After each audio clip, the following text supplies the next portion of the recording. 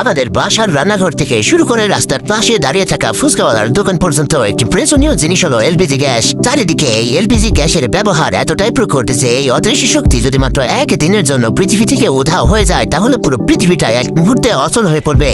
এটা কি আপনি জানতেন?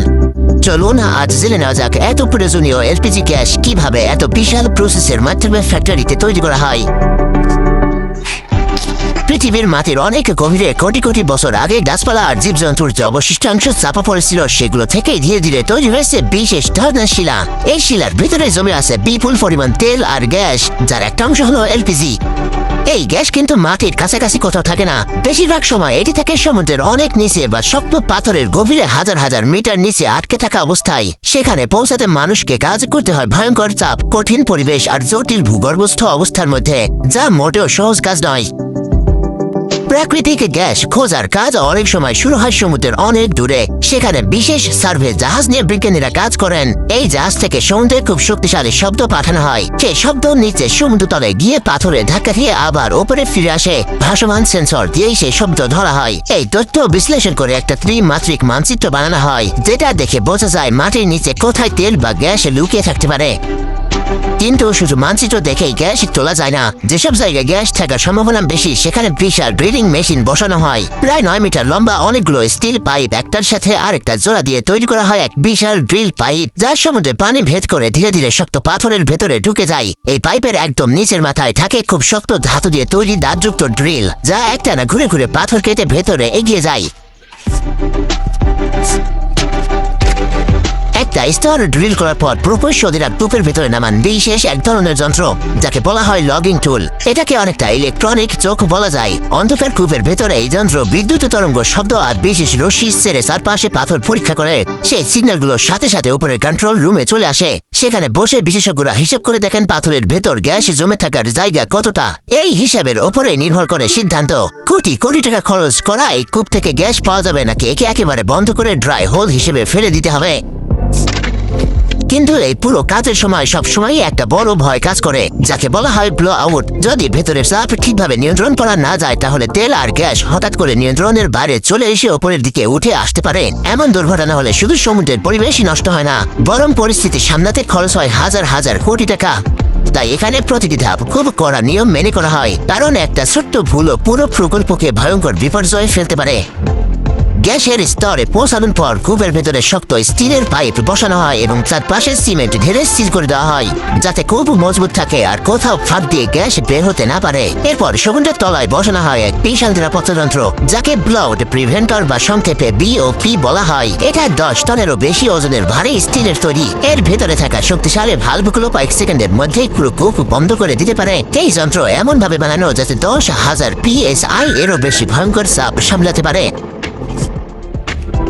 সব নিরাপত্তা ব্যবস্থা ঠিকঠাক হলে তখন শুরু হয় গ্যাস তোলার কাজ। শুরুতে মাটির ভেতরের স্বাভাবিক চাপে গ্যাস নিজে নিজেই উপরে উঠে আসে, কিন্তু কিছুদিন পর সেই চাপ কমে গেলে বিশেষ পদ্ধতি ব্যবহার করা হয়, যেমন গ্যাস লিফট বা অতিরিক্ত কম্প্রেশনের মাধ্যমে আবার গ্যাস উঠিয়ে আনা। এই সময় শুধু গ্যাসই নয়, এর সঙ্গে উঠে আসে পানি, তরল ধরনের কনডেনসেন্ট আর খুব সূক্ষ্ম বালিও। সমুদ্রের উপর থাকা প্ল্যাটফর্মে এই সবকিছু একসাথে বিশেষ যন্ত্রে পাঠানো হয়, যেখানে ধাপে ধাপে আলাদা করা হয়। পানি পরিশোধন করে নিয়ম মেনে সমুদ্রে ফিরিয়ে দেওয়া হয় আর তরল কনডেনসেন্ট আলাদা করে জমা রাখা হয়। এই পুরো কাজের সময় হাজার হাজার সেন্সর দিয়ে সবকিছুই নজরে রাখা হয়। কোথাও চাপ বা তাপমাত্রা একটু অস্বাভাবিক হলে সঙ্গে সঙ্গে অ্যালার্ম বাজে। প্রয়োজনে পুরো কূপ নিজে থেকেই বন্ধ হয়ে যায়। তাই সমুদ্রে গ্যাস উৎপাদনের মানে এক মুহূর্তের জন্য চোখ সরানোর সুযোগ নেই। গ্যাস যখন উপরে উঠে আসে তখন প্রথম কাজে হয় সবকিছু আলাদা করা। উৎপাদন পাইপ দিয়ে যে মিশ্রণ উঠে আসে সেটাকে বড় বড় যন্ত্রে ভাগ করা হয়। একদিকে গ্যাস, একদিকে তরল জ্বালানি, আরেকদিকে পানি। পানি পরিষ্কার করে সমুদ্রে ছেড়ে দেওয়া হয়, তরল অংশ আলাদা করে রাখা হয় আর কাঁচা গ্যাস পাঠানো হয় পরের ধাপে। এরপর গ্যাসের ভেতরে আর্দ্রতা বের করে দেওয়া হয়, যাতে পাইপ লাইনের ভেতরে পানি জমে বরফ না হয়। এরপর গ্যাস থেকে ক্ষতিকর উপাদান যেমন কার্বন ডাইঅক্সাইড আর হাইড্রোজেন সালফাইড আলাদা করা হয়। সবশেষে গ্যাসকে ঠান্ডা করে বিশেষ প্রক্রিয়ার মাধ্যমে আলাদা করা হয় কোনটা মিথেন, কোনটা প্রোপেন আর কোনটা বিউটেন। এই প্রোপেন আর বিউটেনই তরল হয়ে তৈরি করে আমাদের পরিচিত এলপিজি। স্থলভাগে গ্যাস তোলার কাজ আরো একটু জটিল। এখানে প্রথমে সোজা নিচের দিকে ড্রিল করা হয়, তারপর মেশিন ঘুরিয়ে পাশের দিকে ড্রিল চালানো হয়, যাতে পাথরের ভেতরের বেশি জায়গা পর্যন্ত পৌঁছানো যায়।